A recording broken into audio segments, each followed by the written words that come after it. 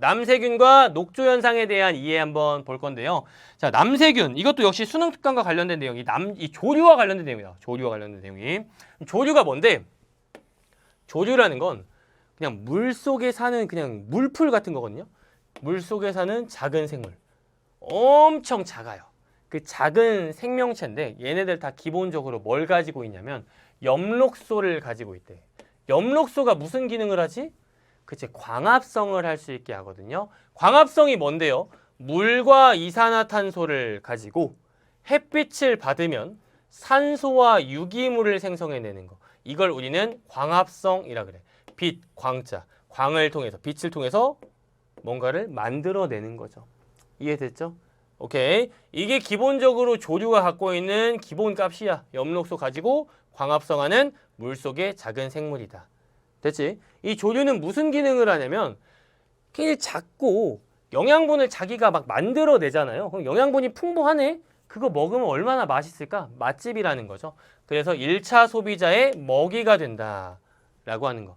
이 그냥 물풀 먹고 사는 애들 있잖아. 막 플랑크톤 먹고 사는 애들. 그런 애들의 먹이가 된다. 그런 생산자. 그럼 생산자는 뭐야? 아니 먹히는데 왜 생산자지? 이렇게 생각할 수 있는데요. 생산자는 자기가 뭔가를 먹어서 영양분을 섭취하는 게 아니라 자기 안에서 영양분을 생산하는, 즉 독립영양을 하는 이런 걸 우리는 생산자라 그래요. 얘는 지가 영양분 생성해내잖아. 그쵸? 어찌됐건 이 수 생태계에 있어서 맛있어. 그래서 에너지 공급의 역할을 하는 맛집 역할. 됐죠? 여기까지 이해해 주시면 되겠어. 그럼 그 중에서 남조류는 뭐냐? 조류는 그냥 설명한 거고 남조류도 이런 특성을 가지고 있으니까 공통점으로 설명을 한 거고 메인 키워드는 남조류야. 자, 근데 얘는 이름은 조류긴 한데요. 결이 달라. 뭐냐면 다른 조류와 다른 고유한 특징을 가지는데 무슨 특징이냐? 생물의 개 자체가 다르거든요. 생물 개 자체가 달라. 이 그냥 일반적인 조류들 있잖아. 걔네들은 원생 생물계, 약간 그 진핵 생물이야. 근데 그러니까 우리 뭐 공통에 배우죠. 원핵 생물계, 원생 생물계, 균계, 식물계, 동물계 이 5개가 있는데 이 중에서 남조류는 여기에 들어가거든요. 여기에 들어가. 일반적인 조류는 여기에 들어가고요. 그러니 전혀 다른 거라는 거지. 근데 문제는 비슷해. 여기 약간 비슷한 부분이 있어. 그래서 예전에는 그냥 조류 해서 남조류라고 이렇게 불러왔는데 얘를 조금 더 살펴보니까 원핵 생물이네. 원핵 생물의 특징이 핵이 없거든요. 핵이 없는 생물이네. 특이하네. 얘는 그럼 뭐랑 비슷해? 원핵 생물이 세균이거든. 세균. 막 박테리아, 고세균 이런 애들이 원핵 생물이야. 아, 그래서 얘도 그 종류구나. 이름 붙였어. 남세균이라고. 알겠지? 그래서 시아노박테리아라고 합니다. 좋아. 이 용어 다 알아두세요. 남조류, 남세균, 시아노박테리아. 같은 의미입니다. 됐죠? 왜 이렇게 불리는지 고유한 특성 가진다? 이게 바로 요거다. 여기까지. 자, 그 다음에 이제 이 남조류가 가지고 있는 특징 중에서 우리 지구에 무슨 역할을 했는가? 이게 메인인데요. 요거를 한번 이해해 볼게. 자, 남조류는 기본적으로 조류의 특성도 가지고 있어요. 그래서 엽록소를 가지고 있으니까 광합성을 하거든요. 광합성을 해. 이 광합성을 하면은 뭐가 생성된댔어? 산소와 유기물이 생성된댔죠? 즉, 우리 지구 대기에 산소를 공급해 주는 역할을 합니다. 실질적으로 우리 지구에서 산소 제일 많이 만들어낸 애가 남조류예요. 제일 많이 만들어줘요. 허파 역할을 해준다고. 됐죠? 근데 이게 지금도 고맙지만 옛날에는 우리 지구가 정말 원시지구 상태에는 산소 없고 막 유독가스 물질들 막 가득하고 막 그 오존층 이런 거 당연히 없어. 엄청 뜨겁고 막 그러한 상태 있잖아. 그런 상태에서 우린 절대로 살아남을 수 없는데 당연히 뭐 없어. 바다 안에만 그나마 좀 생명체들이 있고 바다 밖에는 생명체가 없던 시절이 있는데 이 남조류를 통해서 남조류에 의해서 바다 밖에서의 삶의 영위가 가능해졌거든요. 그럼 그게 뭐냐? 요거 바로 산소를 공급해 줬기 때문이다.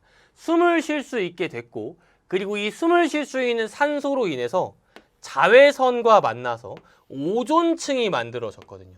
어떻게 오존층이 만날까요? 이거야. 산소가 O2잖아요. 그치? 근데 태양에서의 자외선이 와. 이 자외선의 에너지를 받아가지고 산소가 분해가 됩니다. 뭘로? 산소 원자로 분해가 돼요. 너무 큰 에너지를 받았으니까 O2가 있다가 탱 맞고 산소 하나, 산소 하나, 산소 원자 각각의 원자로 방출이 된다는 거죠. 이해됐죠? 이걸 좀 깔끔하게 정리해볼까? 남세균이 O2 만들어줬어. 야, 산소 좀 준다. 투척. 거기에다가 이 자외선의 에너지가 결합했어. 그때 얘는 산소 원자로 분해가 된다라는 거죠. 근데 남세균이 그렇게 인정 없는 애가 아니야. 하나만 만들지 않았고요. 여러 개 만들었거든요. 그러니까 주변에 또 산소가 있겠죠. 그렇죠? 즉 산소 원자가 주변의 산소 분자와 결합을 하게 됩니다. 우리 이런 거 알죠? 자연은 언제나 불안정적인 상태에서 가만히 있으려고 하지 않거든. 안정을 지향을 해요. 그러니까 이 불안정한 원자 상태에서 가만히 있으려고 하지 않아. 무조건 결합하려고 그래요. 됐죠? 그래서 산소 분자와 결합을 하게 돼. 그러면 뭐가 나오냐? O에다가 O2 결합하면 O3. 맞아. 이거 하나 있다는 거니까 O3가 나와요. 됐습니까? 오케이. 근데 O3가 뭐야? 이게 오존이야. 이렇게 해서 오존을 많이 만들었네. 오존층이 되는 거야. 너무 간단하지? 너무 간단해. 산소 원자 방출한 거 주변의 산소 분자와 결합한다. 그래서 O3, 오존이 형성되게 된다. 좋아. 근데 우리 왜 그렇게 오존층을 보존해야 된다는 거야? 보존하지잖아. 오존층 보존. 오존층이 파괴된다. 위기가 있다. 왜 그러는 걸까? 이것 때문에 그래요. 오존층은 생명체에 해로울 이 자외선들을 다 흡수해주거든요. 흡수해주고 지구의 온도를 조절해주는 기능까지 있어. 기가 막히게 해줘. 그럼 어떻게 되는 걸까? 볼게. 아까 오존을 만들어냈죠. 이렇게. 오존이 형성됐어. 근데 자외선도 계속 오거든요. 계속. 이 에너지가 계속 와. 그러면서 이 오존도 때립니다. 오존층이 딱 지구에 있는데, 지구가 있고 오존층이 형성됐다 쳐. 태양이 있잖아.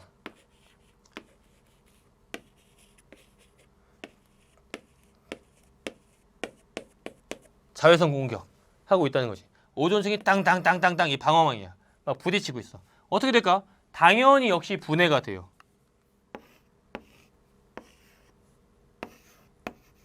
분해가 돼요. 산소 원자를 방출해낸다라는 거야. 됐지? 근데 이 산소 원자 아까 뭐랬지? 불안정하니까 안정을 지향한댔지? 주변에 어디 결합할 없냐? 봤는데 있네? 얘랑 결합을 하는 거죠. 알겠습니까? 결합을 하면 또 뭐가 되는 거야? 또 오존이 되는 거야. 또 오존이 돼. 즉 이 오존은 계속 이 자외선에 의해서 해처 모열을 반복하고 있거든요. 근데 이 해처 모열을 반복하는 과정 속에서 우리는 어떤 일을 겪을 수 있냐면 결국 이 자외선이 부딪힌 거잖아요. 오존에. 그쵸? 그러면서 에너지가 흡수가 돼요. 자외선이 흡수가 돼버려. 흡수가 되면서 아주 강렬하게 우리 지구를 때릴 거를 약하게 때리게 된다는 거지. 약하게 오게 되면서 우리에게 유용한 이런 가시광선들밖에 오게 되면서 복사 에너지만 받으면서 지구가 풍족해지면 풍족해졌지 해가 입지 않는다는 거야. 이해됐죠? 요런 내용. 그리고 이 산소 원자를 방출하는 과정에서 분해를 한 거잖아요. 분해를 하려면 기본적으로 아까 에너지가 필요해. 이렇게 분해를 하려면 에너지를 흡수해. 흡열을 합니다. 흡열을 하고 주변 산소 분자와 이 산소 원자는 결합한댔죠. 그렇죠? 그럴 때 반대 과정이야. 열을 방출하거든요. 그러면 원래는 우리가 다 받아야 될 열을 지금 어떻게 되는 거야? 여기에서 흡수했다가 방출 하면서 걸러지게 된다는 거죠. 여기 성층권은 엄청 뜨거워. 근데 우리는 어때? 괜찮죠? 그렇게 되는 거야. 그래서 지구의 온도가 조절된다라는 내용이에요. 자외선은 줄어들고 지구의 온도는 조절된다. 그러면 지구 생명체 입장에서는 야, 육지도 살만하던데? 가보자. 육지 생물이 탄생하게 되었다라는 거야. 우리가 삶을 영위할 수 있는 건 다 이거라는 거죠. 됐죠? 그리고 산소가 많이 생기게 해줌으로써 산소를 좋아하는 호기성 생물들이 다양하게 탄생하게 되었다라고 하는 것까지요. 오케이? 좋아. 이런 게 바로 이 남조류의 역할이구나. 굉장히 중요했구나. 자, 그럼 이 소중한 남조류 절대 지켜. 무조건 지켜줘야겠는데 잘 살아 얘. 자기 혼자 잘 살아. 왜? 적응력이 뛰어나거든요. 볼까요? 일단 기본적으로 얘도 뭔가 이 주변에 영양분이 있으면 그래도 풍족하게 살 수 있겠는데요. 이 질소가 영양분이 돼. 근데 이 질소 자체를 그냥 냅두는 게 아니라 암모니아 같은 유기질소로 변환을 하거든요. 그렇게 해서 영양분을 삼는데 그걸 내가 지금 필요할 때 쓰는 것도 쓰는 거지만 갖고 있다가 나중에 필요할 때 쓰면 나중에 더 이제 어떤 상황이 펼쳐질지 모르니까 그럼 훨씬 좋잖아. 그치? 에너지 챙겨 먹을 수 있으니까 마치 적금 같은 거죠. 근데 그 능력을 남세균이 가지고 있어요. 이게 질소를 유기질소로 변환해가지고 저장하는 것 자체가 에너지를 사실 좀 쓰는 행위이기 때문에 일반적인 식물이 하지 않거든요. 이런 거 하지 않아. 근데 남세균은 이걸 한다라는 거야. 해서 자신의 양분이 부족할 때 사용한다. 오케이?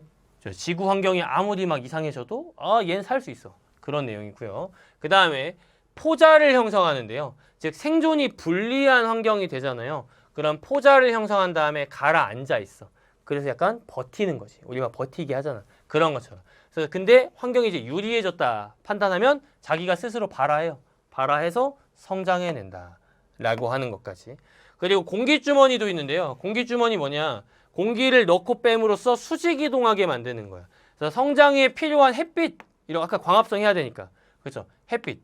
이 양분 많은 곳으로 자기가 뭐 할 줄 아는 거야? 이동할 수도 있어. 이렇게. 장난 아니죠. 일반적인 식물은 그냥 땅에 박혀가지고 가만히 있어야 되잖아.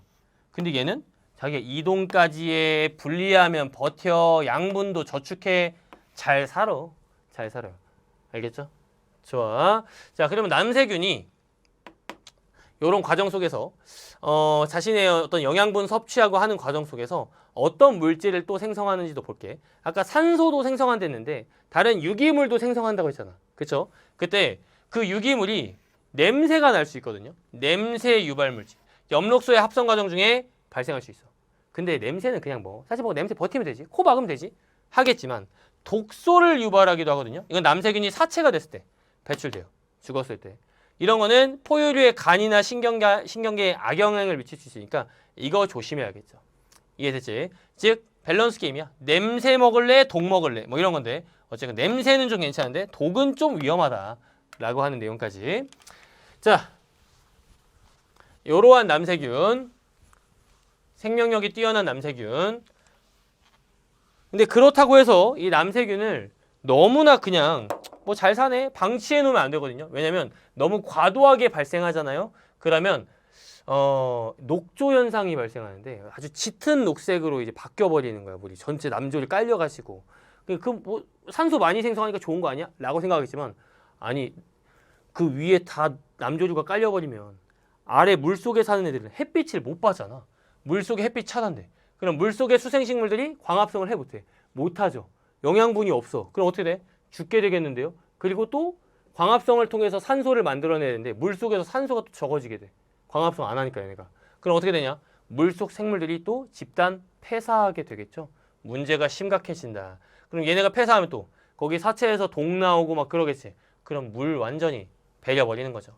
그래서 남조류를 적절하게 통제할 수 있어야겠다라는 것이고요. 이 녹조 현상 발생에 영향을 미치는 요인들을 적절하게 제어해야겠는데 그럼 이 요인이 뭐냐? 이거요. 일단 첫 번째 아까 영양물질, 질소 같은 거 있으면은 잘 성장하잖아 남조류가. 그래서 하수나 폐수나 빗물 속의 영양물질 이런 게 많으면 많을수록 남세균은 많아진다 라고 하는 것이고요. 수온이 높으면요. 수온이 일반적으로 높을수록 남세균이 많아져요. 가장 좋은 환경이 20도에서 30도 정도. 됐죠? 그리고 햇빛 많으면 많을수록 역시 남세균이 많아진다. 그거고요. 물의 흐름이나 깊이 측면에서 봤을 때 흐름이 적어. 안 흘러 잘. 안 흐르고 깊이가 깊다라고 한다면은 성층 현상이라는 게 발생하거든요. 이거 간단한 내용이야. 그냥 층이 생긴다는 거야. 층이 생긴다. 층이 생겨. 그래서 위에 따뜻한 물들이 이제 있는 거고 아래에 차가운 물들이 있어. 층이 있어요. 그래서 섞이지 않아. 그럼 어떻게 해? 남조류는 따뜻한 거 좋아하니까 위에 이제 깔리는 거죠. 그리고 위에 깔리니까 햇빛을 더 잘 받죠. 아, 이거 성장하기 딱 좋아. 아, 따뜻하니 좋다. 라고 하면서 성장해. 수면 온도 더 올라가. 남세균 더 올라가. 라고 한다는 거지. 알겠지?